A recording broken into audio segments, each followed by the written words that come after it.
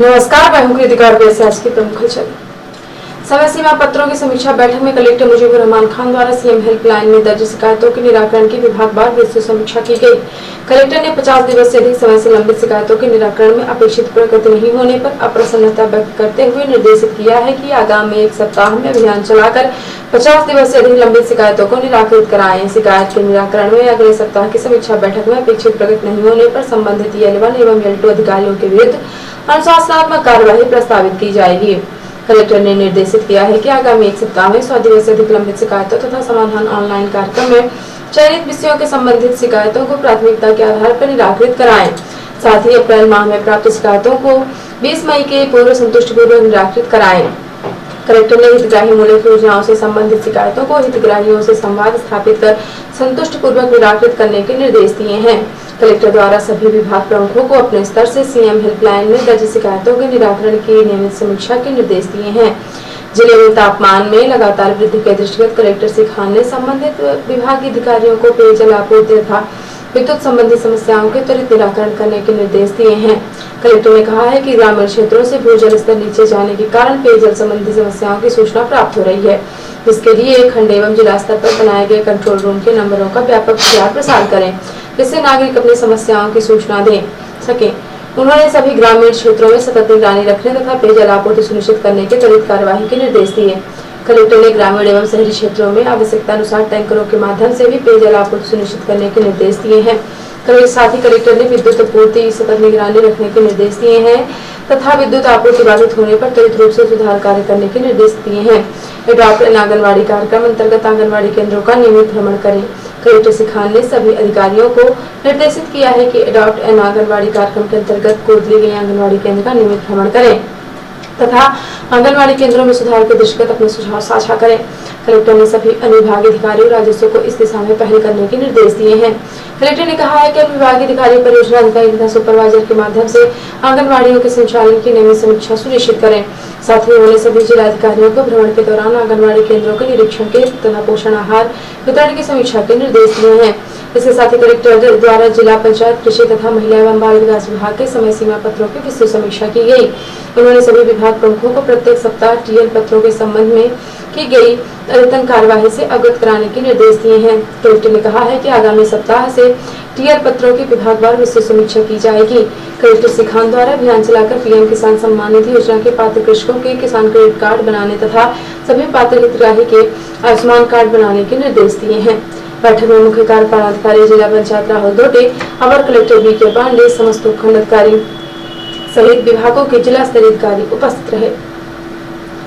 जिले में विगत दिवस रविवार को रेफरल ट्रांसपोर्ट सुविधा के अंतर्गत नवीन एम्बुलेंस और जनरल एक्सप्रेस वाहनों के उद्घाटन के दौरान विधायक श्री केदारनाथ शुक्ल ने कहा कि संजीवनी 108 एम्बुलेंस वास्तव में संजीवनी की तरह कार्य करती है। बीमार, घायल या दुर्घटनाग्रस्त को यदि समय पर अस्पताल पहुंचा के इलाज मिल जाए तो उसका जीवन बचाया जा सकता है। संजीवनी 108 एम्बुलेंस लोगों का जीवन बचाकर अपने संजीवनी नाम को चरितार्थ कर रही है। यह 108 एम्बुलेंस वाहन एवं जनरल एक्सप्रेस वाहन लोगों की जिंदगी बचाने का वाहन है। उन्होंने 108 संजीवनी एम्बुलेंस और जनरल एक्सप्रेस की हरी झंडी दिखाकर रवाना किया। इस दौरान विधायक श्री शुक्ल ने चिकित्सकों से ग्रामीण क्षेत्रों में सेवा देने का आह्वान करते हुए कहा कि लोगों की जिंदगी बचाने से बड़ा कोई पुण्य नहीं हो सकता। विधायक श्री ने देश के प्रधानमंत्री और प्रदेश के मुख्यमंत्री का आभार मानते हुए कहा कि उन्होंने आयुष्मान कार्ड योजना बनाई, जिससे 5 लाख रुपए तक का इलाज सरकारी निजी अस्पताल में निःशुल्क कराया जा सकता है। मध्य प्रदेश सरकार लगातार स्वास्थ्य क्षेत्र में सुधार कर रही है। जिले का कोई भी गरीब और निम्न वर्ग का व्यक्ति बिना इलाज के न रहे। राज्य सरकार रोगियों को नवजीवन देने और प्रदेश को रोग मुक्त बनाने के लिए प्रतिबद्ध है। स्वास्थ्य सेवाओं से जुड़े डॉक्टर, नर्स, पैरामेडिकल स्टाफ का कार्य केवल नौकरी नहीं है, मरीज और उनके परिवारजन के लिए ये भगवान के समान है। इस दौरान मुख्य चिकित्सा एवं स्वास्थ्य अधिकारी डॉक्टर राजीव गुप्ता ने आपातकालीन एम्बुलेंस सेवाओं की विस्तार से जानकारी दी। उन्होंने कहा कि हितग्राही और एम्बुलेंस के रियल टाइम लोकेशन प्राप्त करने साथ संबंधित अस्पतालों को पूर्व सूचना देने की व्यवस्था भी की गई है। MP 108 संजीवनी ऐप के माध्यम से निःशुल्क एम्बुलेंस बुलाई जा सकेगी। आयुष्मान कार्ड धारकों के लिए आवश्यकता अनुसार अस्पतालों की मैपिंग की गई है। आयुष्मान कार्ड धारकों के लिए ऐप में अस्पतालों की सूची तथा अस्पतालों में उपलब्ध सुविधाओं का विवरण भी दिया गया है। जिले को 22 एम्बुलेंस वाहन प्राप्त हुए हैं, जिनमें से 10 एम्बुलेंस 108 एम्बुलेंस तथा 12 जनरल एक्सप्रेस वाहन प्राप्त हुआ है। जिले में पूर्व से 3 वाहन जनप्रतिनिधि मदद कर रहे हैं। इस प्रकार अब कुल 25 वाहन जिले में अपनी सेवाएं देंगे। यह लोगों की जिंदगी बचाने का काम करेगी। एम्बुलेंस पहले मात्र शासकीय अस्पताल के लिए उपलब्ध थी, अब यह आयुष्मान योजना के परिवारों के लिए भी उपलब्ध रहेगी। निजी अस्पताल में भर्ती होने के लिए शुल्क देकर एम्बुलेंस बुलाई जा सकेगी। जिला अस्पताल परिसर में हरी झंडी दिखाकर एम्बुलेंस को रवाना किया और एम्बुलेंस चालकों को एम्बुलेंस वाहन की चाबी सौंपी व एम्बुलेंस का आंतरिक निरीक्षण कर एम्बुलेंस की बारीकियों से अवगत हुए। इस दौरान सीएमएचओ सहित सिविल सर्जन, अन्य चिकित्सक एवं अस्पताल कर्मी उपस्थित रहे। कलेक्टर मुजीबुर रहमान खान द्वारा राजस्व अधिकारियों की समीक्षा बैठक में राजस्व प्रकरणों के निराकरण की राजस्व न्यायालयवार विस्तृत समीक्षा की गई। कलेक्टर श्री खान द्वारा समस्त राजस्व अधिकारियों को राजस्व प्रकरणों के निराकरण में गति लाने के निर्देश दिए हैं। कलेक्टर श्री खान द्वारा माह मई एवं जून में अभियान चलाकर सीमांकन के लिए लंबित प्रकरणों को निराकृत करने के निर्देश दिए गए हैं। उन्होंने 3 माह से अधिक समय से लंबित प्रकरणों को प्राथमिकता के आधार पर निराकृत करने के निर्देश दिए हैं। प्रत्येक राजस्व निरीक्षक के लिए प्रतिमाह 45 सीमांकन करने का लक्ष्य निर्धारित किया गया है। इसके साथ ही पटवारियों का संयुक्त दल बनाकर लंबित सीमांकनों को आगामी 2 माह में पूर्ण करने के निर्देश दिए गए हैं। कलेक्टर श्री खान द्वारा अविवादित नामांतरण, बंटवारा, सीमांकन अतिक्रमण आदि के 6 माह से अधिक लंबे समय से प्रकरणों का अभियान चलाकर निराकरण करने के निर्देश दिए गए हैं।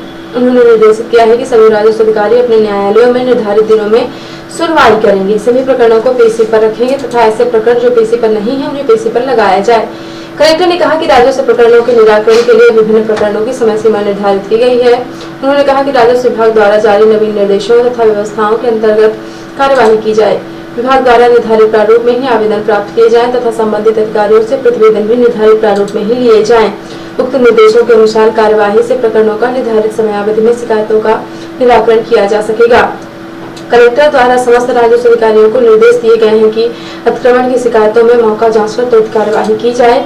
सीएम राइस स्कूल तथा चिकित्सालय के लिए चिन्हित जमीन का सीमांकन कर उसे अतिक्रमण मुक्त कराने की कार्यवाही की जाए। इसके साथ ही सार्वजनिक उपयोग वाले स्थानों को प्राथमिकता पर अतिक्रमण मुक्त कराएं।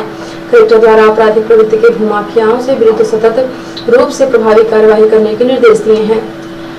योजनाओं के क्रियान्वयन में किसी भी प्रकार की उदासीनता, लापरवाही स्वीकार नहीं की जाएगी। बैठक में बिना पूर्व सूचना के उपस्थित राजस्व निरीक्षकों को कारण बताओ सूचना पत्र जारी करने के निर्देश दिए गए हैं।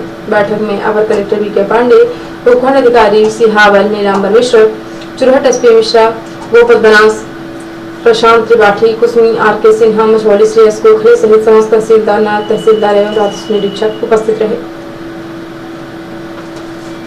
वरिष्ठ पुलिस अधीक्षक मुकेश कुमार श्रीवास्तव के निर्देशन, अतिरिक्त पुलिस अधीक्षक अंजना पाटले एवं समस्त विभाग के एसडीओपी के मार्गदर्शन एवं थाना के प्रभारियों के नेतृत्व में सीधी पुलिस ने हत्या, लूट, डकैती, मारपीट, आबकारी आदि जैसे विभिन्न अपराधों के प्रकरणों में जो आरोपी माननीय न्यायालय के समक्ष उपस्थित नहीं हुए हैं उनके विरुद्ध माननीय न्यायालय द्वारा स्थायी गिरफ्तार वारंट जारी किया गया है। फरार आरोपी गण की गिरफ्तारी के हर संभव प्रयास किए गए हैं, लेकिन गिरफ्तारी नहीं हो पा रही थी।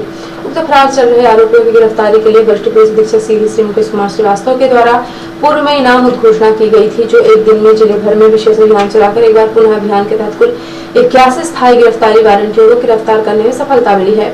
अभियान के तहत एक दिन में मझौली पुलिस द्वारा सबसे अधिक 22 वारंटियों की तामीली की है। इसके पश्चात थाना रामपुर नकी ने 20, कोतवाली ने 11, बहरी ने 10, कमरजी ने 9, चुरहट ने 5, चमोली ने 3 एवं अमिलिया ने 1 वारंट की तामीली की है। एक बार पुनः एक काबिन गश्त में एक ही दिन में 81 वारंटियों को गिरफ्तार कर सीधी पुलिस ने अपराधियों को चेतावनी देते हुए स्पष्ट किया है कि सीधी में कानून व्यवस्था का राज है और अपराधी चाहे जितना शातिर हो पुलिस से बच नहीं निकल सकता। उक्त समस्त कार्यवाही में पूरे जिले की टीम शामिल रही, जिसमें समस्त थाना चौकी का बल एक साथ दबिश देकर उक्त समस्त वारंटियों को गिरफ्तार करने में अपनी महती भूमिका का निर्वहन किए हैं, जिनके उत्साहवर्धन है श्रीमान पुलिस अधीक्षक महोदय द्वारा पूर्व में घोषित इनाम राशि से पुरस्कृत किया जाएगा। रिपोर्टर हिमानी रौतेला ने बताया कि पंचायतों को मजबूत करने के उद्देश्य से ग्राम राजस्व अभियान के अंतर्गत पंचायतों के नवनिर्माण संकल्पोत्सव की अवधारणा हेतु माननीय पंचायती राज मंत्री सतपाल महाराज की अध्यक्षता में Anand cottage and Amor resort and spa Dhakuli Ramnagar में सतत विकास लक्ष्यों के स्थानीयकरण विषय पर 1 दिवसीय कार्यशाला का शुभारंभ किया गया। कार्यशाला का शुभारंभ करते हुए माननीय मंत्री ने उपस्थित 13 जनपदों के जिला पंचायत अध्यक्ष को संबोधित करते हुए कहा कि स्थानीय स्तर पर त्रिस्तरीय पंचायत व्यवस्था को सुदृढ़ ही सतत विकास लक्ष्यों को प्राप्त किया जा सकता है। वर्तमान भारत सरकार द्वारा आजादी का अमृत महोत्सव के अंतर्गत सतत विकास लक्ष्य की नव थीम के स्थानीयकरण पर अत्यंत जोर दिया जा रहा है, जिसमें गरीबी मुक्त एवं आजीविका युक्त गाँव, स्वच्छ और हरित गाँव, पर्याप्त जल गाँव, स्वास्थ्य गाँव, बालिका गाँव, आधारभूत संरचनाओं में आत्मनिर्भर गाँव, सामाजिक रूप से सुरक्षित गाँव, विकासोन्मुख गाँव की स्थापना हेतु प्रयास किया जा रहा है। मंत्री जी ने घोषणा की है कि जिला पंचायत अध्यक्ष को मुख्य विकास अधिकारी की वार्षिक चरित्र प्रविष्टि को अंकित कर प्रतिवेदक अधिकारी को प्रेषित करने, अपर मुख्य अधिकारी की वार्षिक चरित्र प्रविष्टि का अंकन करने, जिला अनुश्रवण समिति पेयजल साक्षरता रेड क्रॉस सोसाइटी में जिला पंचायत अध्यक्ष को अध्यक्ष नामित किया जाएगा। माननीय मंत्री ने पंचायतों को सशक्त करने हेतु पंचायतों को स्थानीय स्वशासन के रूप में स्थापित करने, आय स्रोतों में वृद्धि करना, पंचायतों हेतु नियमावली प्रख्यापित करना, तीनों पंचायतों के कार्यों एवं दायित्वों के लिए पृथक पृथक अनुसूची तैयार करना, पंचायत की समितियों को सक्रिय करने का सुझाव दिया है। विधायक दीवान सिंह बिष्ट ने रामनगर में कार्यशाला के आयोजन पर माननीय मंत्री और पंचायती राज विभाग का धन्यवाद ज्ञापित किया है। कहा कि पंचायतें अधिक सशक्त हों, इसके लिए कमियों को दूर किया जाना चाहिए। इस अवसर पर जिला पंचायत अध्यक्ष नैनीताल बेला तोलिया, देहरादून मधु चौहान, रुद्रप्रयाग अमरदेव शाह, निदेशक बंसीधर तिवारी, संयुक्त निदेशक राजू त्रिपाठी, उप जिलाधिकारी गौरव चटवाल, जिला पर्यटन अधिकारी विजय पांडे, प्रमुख अधिकारी पीएस बिष्ट, जिला पंचायत राज अधिकारी सुरेश बैनी सहित अन्य उपस्थित थे। और अब पैसे प्रादेशिक हलचल। कांग्रेस विधायक की शादी में थिरके शिवराज, मनवार में हाथ में तीर कमान लेकर झूमे कमलनाथ ने भी दूल्हे को दिया आशीर्वाद। एक मंडप पर एक दूल्हा, 3 दुल्हन। राजपुर में अनोखी शादी, पूर्व सरपंच ने एक साथ 3 प्रेमिकाओं से रिसाया गया, 6 बेटे बने बाराती। बेटियों से बोली सीएम शिवराज, चौथी बार इसलिए मुख्यमंत्री बना ताकि आप कभी से पक्का करके जाऊं। और इंदौर में पेट्रोल पंप बना आग का गोला, टैंकर खाली करने के दौरान भड़की आग, ऊंची रफ्तार उठने से मची अफरा तफरी। और अब से राष्ट्रीय हलचल। जर्मनी में रूस यूक्रेन जंग का जिक्र, मोदी ने कहा युद्ध से कोई नहीं जीतेगा। इस उथल पुथल से तेल महंगे हुए, अनाज खाद का संकट बढ़ा। शाह के बंगाल दौरे से पहले भाजपा में भगदड़, बारासात में 15 नेताओं ने दिया इस्तीफा। बांकुड़ा में श्योपुर में जिलाध्यक्ष के खिलाफ विद्रोह। कोरोना वैक्सीनेशन पर सुप्रीम डिसीजन, लोगों को वैक्सीन लेने के लिए मजबूर नहीं कर सकती सरकार। और अक्षय तृतीया से पहले सोना चांदी में बड़ी गिरावट, सोना 52,000 और चांदी 63,000 रुपए के नीचे आई। तो ये थे आज की प्रमुख हलचल। यदि आप न्यूज फेसबुक पर देखते हैं तो पेज को लाइक और फॉलो करें, यूट्यूब पर देखते हैं तो चैनल को लाइक और सब्सक्राइब करना बिल्कुल ना भूलें। आप किसी भी न्यूज को तत्काल पढ़ने के लिए लॉगिन करें www.ntvindianews.com। सीधी एवं बिंदु की प्रत्येक न्यूज का अपडेट अपने फोन पर पाना चाहते हैं तो आप प्ले स्टोर से हमारा app NT Media News download करें और जुड़े रहें अपने आसपास के समस्त गतिविधियों से NT Media News के साथ। नमस्कार।